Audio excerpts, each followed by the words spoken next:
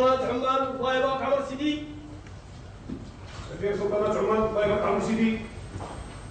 في البداية استقبل صاحب الجلالة السيد عبد الله بن عبيد بن سنور الهنائي سفير سلطنة عمان، الذي سلم لجلالة الملك أوراق اعتماده سفيرا لبلاده بالمملكة المغربية.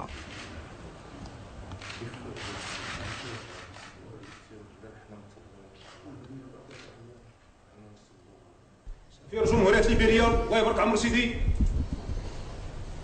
السيد إدوين سيلي سفير جمهورية ليبيريا، الذي قدم بدوره لجلالة الملك أوراق اعتماده سفيرا لبلاده في المغرب.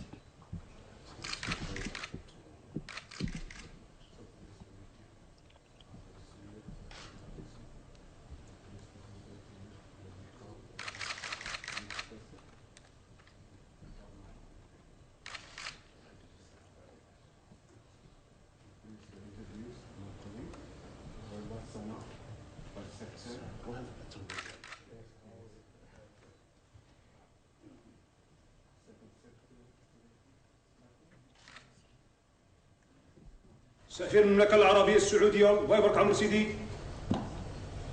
السيد عبد الرحمن بن محمد الجديع سفير المملكة العربية السعودية يسلم لجلالة الملك أوراق الاعتماد.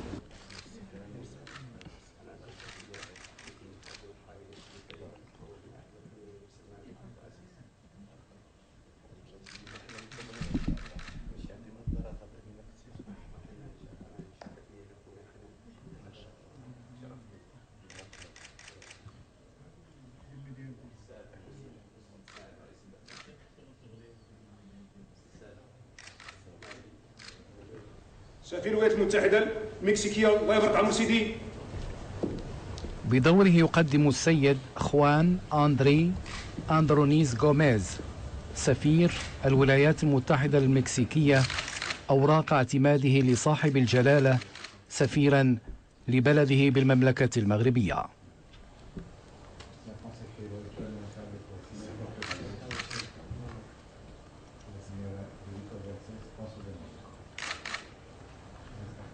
سفير مملكة النرويج الله يبارك عمر سيدي. بعد ذلك استقبل جلالة الملك سفير مملكة النرويج السيد فريد هارالد نوم، الذي جاء لتوديع جلالته في أعقاب انتهاء مهمته بالمملكة المغربية. وبهذه المناسبة وشح جلالة الملك السيد فريد هارالد نوم بالوسام العلوي من درجة ضابط كبير.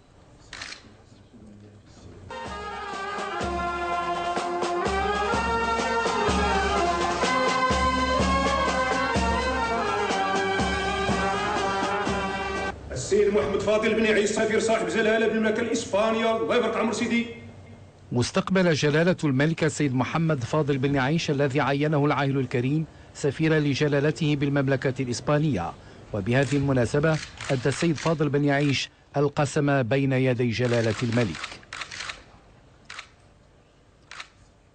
أقسم بالله العظيم أن أكون مخلصا لديني ولملكي ولوطني وأن أؤدي مهمتي بصدق وأمانة